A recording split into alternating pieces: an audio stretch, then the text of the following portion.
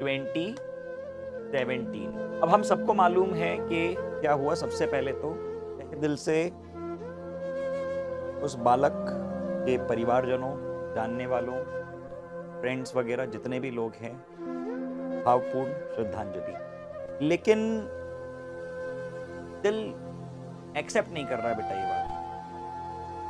Lecture शुरू करने के पहले आज मैं 3-4 मिनट लूँगा आपके।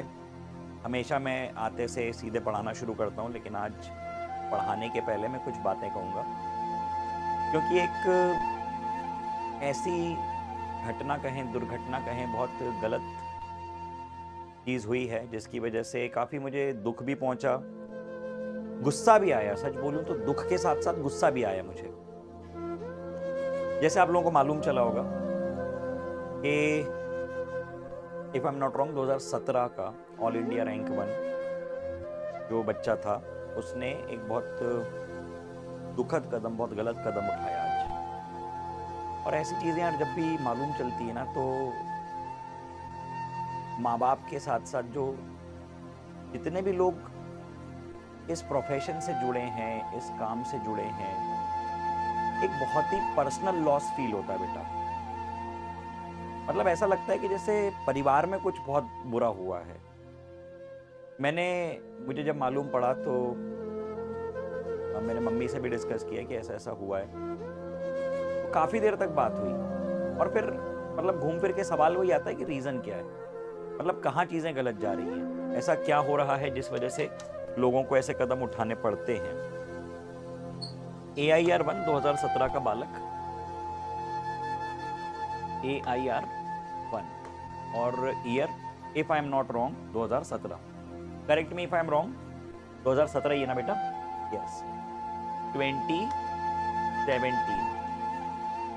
अब हम सबको मालूम है कि क्या हुआ। सबसे पहले तो तहे दिल से उस बालक के परिवारजनों, जानने वालों, फ्रेंड्स वगैरह जितने भी लोग हैं, भावपूर्ण श्रद्धांजलि। लेकिन दिल एक्सेप्ट नहीं कर रहा है बेटा ये बात, क्योंकि देखो मैं अब मैं मेरी पर्सनल बात बताता हूं कि मेरे साथ मेरा एकेडमिक्स बताता हूं तुमको, तुम हंसोगे, ठीक है? तुम हंसोगे। सबसे पहले तो यार देखो, ये इस बारे में कुछ भी नहीं कह सकते हम लोग, ठीक है? अब ये सिचुएशन ऐसी है कि थोड़ा फिर मैं इमोशनल हो जाऊंगा कुछ बोलने में, इसलिए मैं कुछ भी नहीं कहूंगा अभी इस बारे में। लेकिन मैं ये चाहता हूं कि ऐसा दोबारा ना हो। ये मैं एक्सेप्ट नहीं कर सकता कि हमारे बच्चे जो इतनी मेहनत करते हैं, इतने दिल लगा के काम करते हैं, वो जीवन में इस तरह का कोई कदम उठाएं।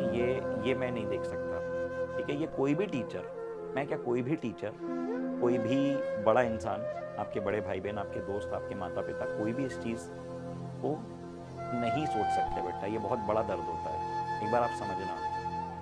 आपके पास दोस्त होते हैं, आपके पास 10 जानने वाले लोग होते हैं, आपके पास 10 चीज़ें होती हैं जीवन में, लेकिन माँ बाप के पास सिर्फ और सिर्फ आप होते हो। उनकी थॉट प्रोसेस आपके इर्द गिर्द घूमती है, उनकी खुशियाँ, उनकी प्रॉब्लम, सारी चीज़ें आपके आसपास घूमती हैं, आपसे रिलेटेड होती हैं। याद रखना मेरी ये बात, ठीक है? देखो अब मैं मेरे बारे में बताता हूँ,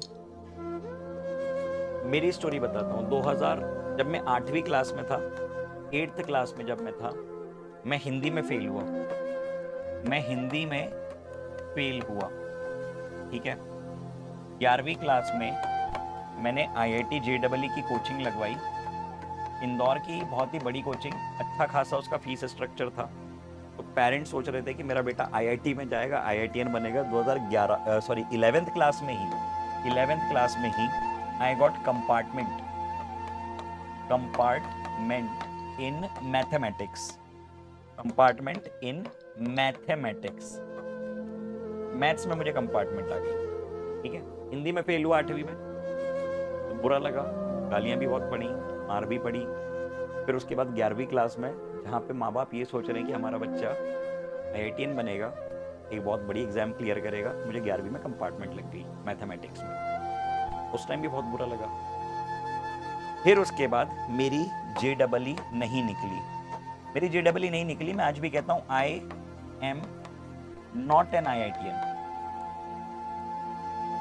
I am not an IITian, मैं IITian नहीं हूँ, क्योंकि मेरी JEE एडवांस क्लियर नहीं हुई। बुरा लगा, दिल टूटा।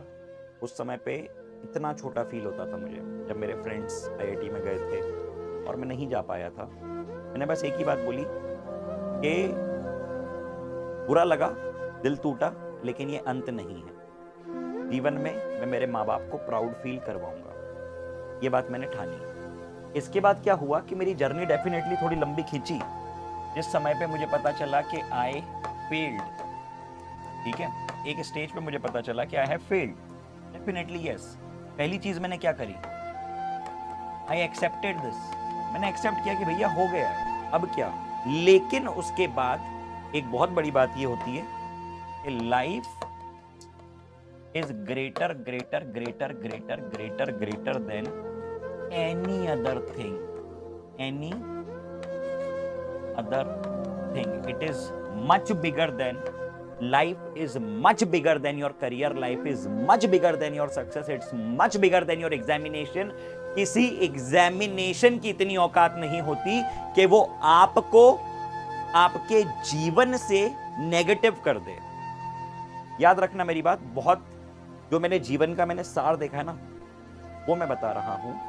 कोई परीक्षा बहुत इंपॉर्टेंट होती है बेटा, परीक्षाएं बहुत दिल लगा के पढ़ना चाहिए, बहुत मेहनत से, बहुत प्यार से पढ़ना चाहिए, लेकिन वो ये डिसाइड नहीं कर सकती कि जीवन आप कैसा जियोगे। आप जो है एक अपने फेस पे स्माइल लेके घूमोगे, एक डलनेस लेके घूमोगे, कोई फर्क नहीं पड़ता यार। ये चीजें सिर्फ यहाँ पे होती हैं कि हमारे आसपास का जो सर्कल होता है, हमको उससे एक पीयर प्रेशर डेवलप हो जाता है कि यार मैं तो ये करने वाला था, अब मैं क्या करूंगा, लोगों की तो मुझसे ये एक्सपेक्टेशन है, अब मैं क्या करूंगा। अरे भाड़ में जाए यार, ये चीजें कोई फर्क नहीं पड़ता मेरी जान। तुम नीट क्लियर करो, बहुत अच्छा लगेगा मुझे, तुम्हें कंधे पे बिठा के घुमाऊंगा, मैं तुम्हारे कॉलेज छोड़ के आऊंगा तुमको। तुम नीट मत क्लियर करो, तुम्हारी नहीं निकलती है नीट, मेरे लिए आपकी रिस्पेक्ट 1% भी कम नहीं होगी, क्योंकि मैं कभी भी आपके फाइनल रिजल्ट को नहीं देखूंगा। आपका result is just a by product. मेरे लिए जरूरी है आपकी जर्नी, और इस जर्नी में सब शामिल होता है बेटा, इस जर्नी में सब शामिल होता है। इसमें पढ़ाई लिखाई होती है, इसमें पढ़ाई लिखाई जीवन का एक हिस्सा है, पढ़ाई लिखाई जीवन का एक हिस्सा है और बहुत इंपॉर्टेंट हिस्सा है। फिर उसके बाद आपका जो है एक फैमिली है, आपके रिलेशंस हैं, अभी तो नहीं है, आगे जाके बनेंगे। कुछ लोग बोले हाँ सर मेरी गर्लफ्रेंड है, नहीं मैं बेटा वो रिलेशंस की अभी बात नहीं कर रहा हूँ, और अभी उनमें पढ़ना भी नहीं है आपको, अभी इन चीज़ों में नहीं पढ़ना है आपको, ठीक है बेटा। आपकी अभी पढ़ाई लिखाई है, आपके माता पिता हैं, आपके कुछ रिलेशंस हैं, आपके दोस्त हैं, बहुत अच्छे वाले दोस्त हैं, कल को जाके आपके रिलेशंस बनेंगे, आपकी गर्लफ्रेंड या बॉयफ्रेंड बनेंगे, आपकी शादियां होंगी, ठीक है, आपके बच्चे होंगे। आप उनको क्या शिक्षा दोगे, आप उनको क्या कहोगे कि यार मैं तो इतना कमजोर इंसान बन गया इस पूरी प्रक्रिया में, ये जो पढ़ाई लिखाई की प्रोसेस थी इसमें मेरे अंदर का जो एक कॉन्फिडेंट पर्सन था वो डिग्रेड हो गया। अरे नहीं यार, ऐसे कैसे हो गया, ऐसे कैसे हो सकता है, नहीं ऐसा नहीं होता। ये सारी चीजें आपके लिए हैं। एक बात याद रखना, आप पढ़ो लिखो, करियर बनाओ, पैसा कमाओ, उससे क्या होगा, उससे हम एक अच्छा जीवन जिएंगे, है ना। लेकिन उसके लिए जीवन तो इंपॉर्टेंट है ना। सबसे ज्यादा जरूरी आप हो मेरी जान, you are the most important thing. ये सारी चीजें आपके लिए हो रही हैं, तो इसलिए एक कसम खा लो जीवन में कि सबसे पहला फोकस आपके ऊपर, आपको खुद का ध्यान देना है हर सिचुएशन में। चीजें फेवरेबल होती हैं तो भी, चीजें फेवरेबल नहीं होती हैं तो भी, फिर उसके बाद खुद से पूछा करो ना व्हाट नेक्स्ट। मैं ये बता रहा था कि आपकी जर्नी इंपॉर्टेंट है, जिसमें पढ़ाई लिखाई, आपकी फैमिली है, आपकी हेल्थ है, आपकी मेंटल हेल्थ है, आपकी मेंटल हेल्थ है, ठीक है। ये सारी चीजें मिलके एक सक्सेसफुल इंसान बनाती हैं। मेरे लिए सक्सेसफुल इंसान वो नहीं जिसने बहुत पैसा कमा लिया है, मेरे लिए सक्सेसफुल इंसान वो नहीं है जिसने कि कोई बहुत बड़ी एग्जाम क्लियर कर ली है। अरे हो सकता है कि यार आपके पीछे रैंक है, हो सकता है कि आप जो कॉलेज सोच रहे हो उसमें ना जाके किसी सेकंड या थर्ड प्रायोरिटी वाले कॉलेज में जाओ, हो सकता है, जीवन ही है, ठीक है, कुछ नहीं कह सकते। बहुत बहुत मेहनत करने के बाद भी चीजें वैसी नहीं बैठती हैं। मैंने बहुत मेहनत करी थी, मानता हूं कि उतनी नहीं करी थी जितनी मुझे करनी चाहिए थी, लेकिन मैंने करी थी और मेरी एग्जाम नहीं निकली, मुझे दुख हुआ, लेकिन क्या हुआ, मैं रुका तो नहीं। मैंने अंदर ये ठान लिया था कि मैं जीवन में ये प्रूव करके दिखाऊंगा कि जो मेरे दोस्त आईआईटीज में गए हैं, मैं उनसे किसी तरह से कम नहीं हूं।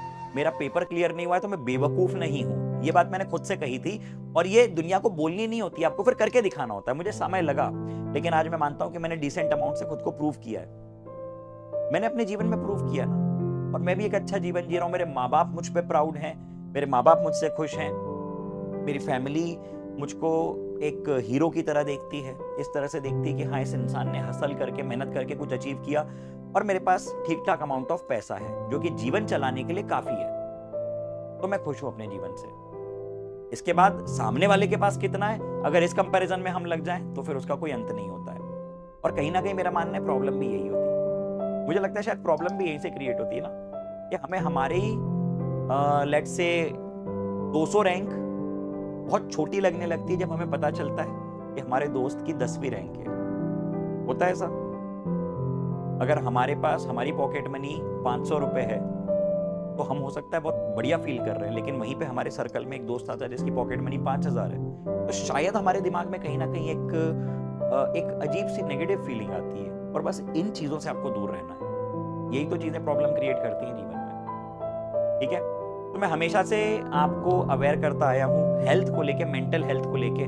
मैं हमेशा से ये कहता हूँ कि आपके डे में 40-45 मिनट का समय आपके लिए, स्पिरिचुअलिटी के लिए, योगा के लिए, फिटनेस के लिए, न्यूट्रिशन के लिए होना चाहिए। और अगर आप ये नहीं कर रहे हो तो you are killing yourself day by day. अगर आप अपने दिन में अपने लिए 1 घंटा 45 मिनट भी नहीं निकाल रहे हो ना, तो आप जितना भी पढ़ लो, कितनी भी मोटी मोटी आप किताबें पढ़ लो, कितना नॉलेज गेन कर लो, आपकी बॉडी और आपका माइंड सिंक में नहीं रहने वाला है। बहुत लंबे समय तक आप नहीं चल पाओगे। तो इसलिए आज मैं आपसे 2 से 3 प्रॉमिस चाहता हूँ। और अगर आप मुझको थोड़ा भी कुछ मानते हो, टीचर, मेंटोर, फ्रेंड, बड़ा भाई, जो कह लो, अगर आप कुछ मानते हो, मैं चाहता हूं कि यार ये यार ऐसा दर्द मत दो यार हमको, इतना बड़ा दर्द मत दो कि मतलब जो हुआ है आज, सोचो तो सही एक बार यार, क्या है यार, मतलब पैरों के नीचे से जमीन हिल जाती है यार, कि ऑल इंडिया रैंक 1 हो आप। लाखों लोगों का सपना होता है, आपने अचीव किया वो, और उसके बाद बुरा लगता है। बेटा बुरा नहीं लगता है, मतलब वर्ड्स नहीं है, दिल टूटता है ऐसे में। तो मैं आपसे 2-3 प्रॉमिस चाहता हूं, करोगे प्रॉमिस? पहला प्रॉमिस मैं आपसे चाहता हूं, देखो आज अगर हमने इतनी बातें करी हैं तो हम कुछ आउटपुट लेके जाएंगे। आज 16 सितंबर है, ठीक है, टुडे 16 सितंबर। मैं ये चाहता हूं कि आप मुझसे 3 प्रॉमिस करो।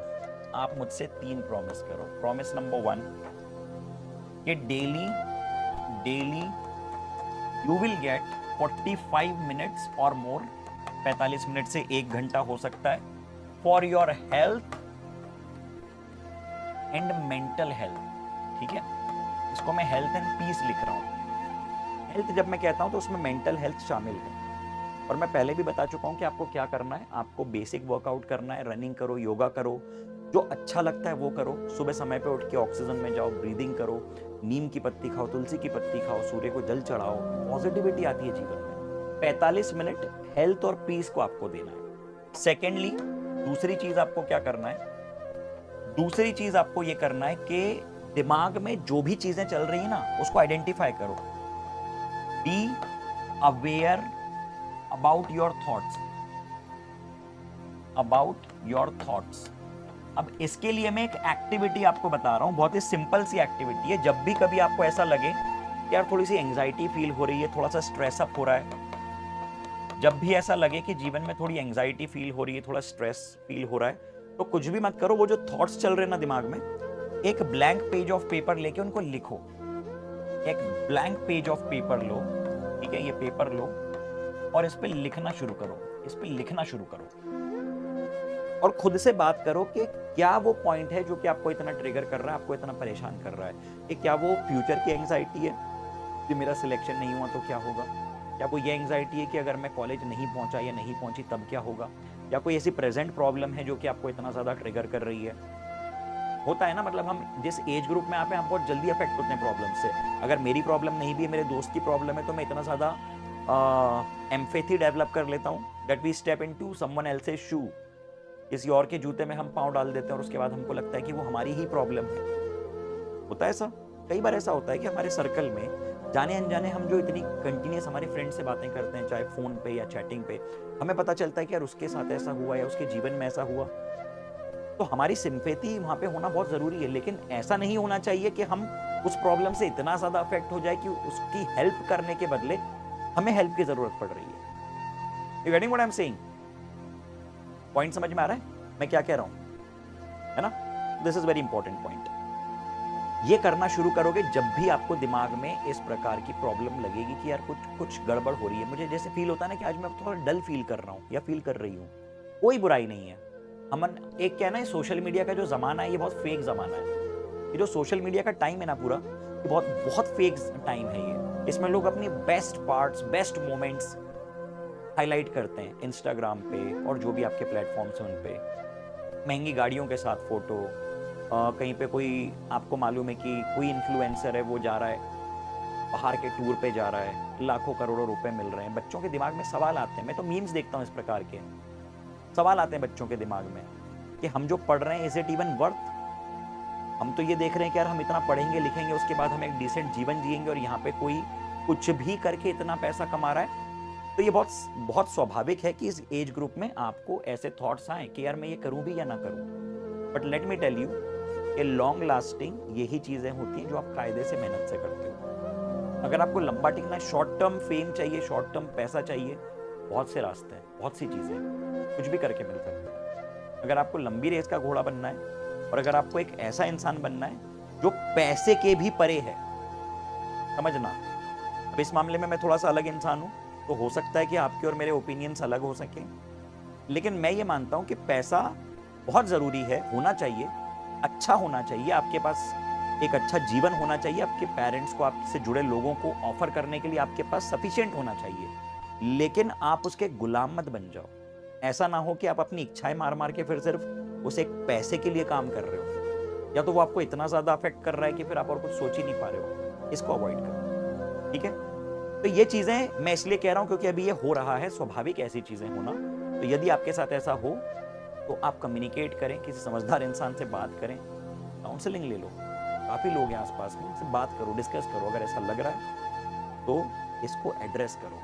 और तीसरी चीज जो आपको करनी है, तीसरी चीज जो आपको करनी है वो है be real to our parents. देखो यार, अब एक टाइम ऐसा था, तो देखो एक टाइम ऐसा था कि मतलब हम लोग जिस तरीके से बड़े हुए, हम लोग बचपन में काफी बेशरम टाइप के लोग थे। पेरेंट्स डांट देते थे, मार देते थे, इतना फर्क नहीं पड़ता था। अभी अभी की जो जनरेशन है इसमें थोड़ा सा मुझे डिफरेंस देखने को मिल रहा है। कई बार ऐसा होता है कि बच्चे चीज़ें छुपाते हैं माँ बाप से, उनको पेरेंट से भी एक फिल्टर की तरह बात करना पड़ता है, एक फिल्टर रख के बात करना पड़ता है। तो देखो यार, सबसे इंपॉर्टेंट तो मैं आपको ये बता रहा हूँ, जो ये जो शब्द है ना आपके पेरेंट्स, ये बहुत बहुत बहुत नहीं, बहुत ज़्यादा इम्पोर्टेंट हिस्सा है आपकी लाइफ का। और बहुत खुशनसीब हैं हम लोग कि हमारे पास माता पिता हैं। बहुत से हमारे भाई बहन ऐसे होंगे जिनके पास पेरेंट्स नहीं हैं। तो जिनके पास भी हैं पेरेंट्स या कोई भी अपने जीवन में बड़ा मेंटोर, उसके साथ रियल रहो। जीवन में कुछ लोग ऐसे होना बहुत ज़रूरी है जिनके सामने आप अपनी रियलिटी रख सको। If you are feeling vulnerable, go and speak it out. आप बताइए कि मम्मी मुझको ऐसा लग रहा है कि मेरा सिलेक्शन नहीं होगा, मम्मी मुझे बुरा लग रहा है, मम्मी मुझे रोना आ रहा है, पापा मुझको ऐसा लग रहा है। जाओ बात करो, भाई है, बहन है, कोई बहुत अच्छा दोस्त है, स्पीक इट आउट। कोई नहीं है, मुझको मैसेज करो टेलीग्राम पे, बच्चे करते हैं, मुझको बताते हैं कि जो भी प्रॉब्लम्स हैं, सुनता हूं मैं उनकी बातें। ये करो, मन में रखोगे, मन में रखने से जो है सिर्फ वो पॉइंट जो है वो एस्केलेट होता जाएगा, ट्रिगर होता जाएगा, बढ़ता जाएगा, उसका समाधान नहीं निकलेगा। तो आई होप कि ये बातें जो आपसे अभी मैंने कही, इस बात को आप अपने जीवन में आज से और अभी से उतारेंगे। क्योंकि बेटा याद रखो, ये पढ़ाई लिखाई सिर्फ इसलिए चल रही है कि हम एक अच्छा जीवन जी सकें, इससे ज्यादा कुछ नहीं है। नीट निकलती है, बहुत अच्छी बात है, नहीं भी निकलती है, मेरे लिए आपकी रिस्पेक्ट 1% भी कम नहीं होगी, ये श्योर है। कभी भी जीवन में आप कहीं मिलोगे, हम लोग उसी तरह से मिलेंगे, उसी वही अंदाज होगा, उतने ही प्यार से मैं आपको गले लगाऊंगा। आप जो है मिलते हैं बच्चे, पाँव पड़ते हैं, वैसे ही आशीर्वाद देता हूँ। हमको थोड़ी पता होता है यार कि जब कोई बच्चा आता है मिलने, हम ये थोड़ी पूछते हैं कहाँ पे, एम्स में गया था, अच्छा आजा गले लग जा। एम्स में नहीं गया था, चल जा, मैं तो तुझसे बात नहीं कर रहा। ऐसा थोड़ी होता है यार। That person is important, you are important as a person, that's the point. Quick quick quick promise करो, बोलो यार कि हाँ सर हम लोग करेंगे ऐसा, इन 3 बातों पे ध्यान देंगे। This is very important. पढ़ाई लिखाई के इक्विवेलेंट ये सारी बातें हैं। अब इसका कोई ये मतलब मत निकाल लेना सर ने तो बोला ठीक है नीट नहीं भी निकली तो काम चल जाएगा, ऐसा नहीं है। मेहनत करो, दिल लगा के करो, लेकिन उसके बाद क्या होगा उस पर मत सोचो। तुम चैट में लिखो, सभी लोग प्रॉमिस करो, लिखो प्रॉमिस। तुम सबके सामने प्रॉमिस कर रहे हो, निभाना पड़ेगा तुमको, ठीक है? प्रॉमिस, प्रॉमिस, बहुत बढ़िया।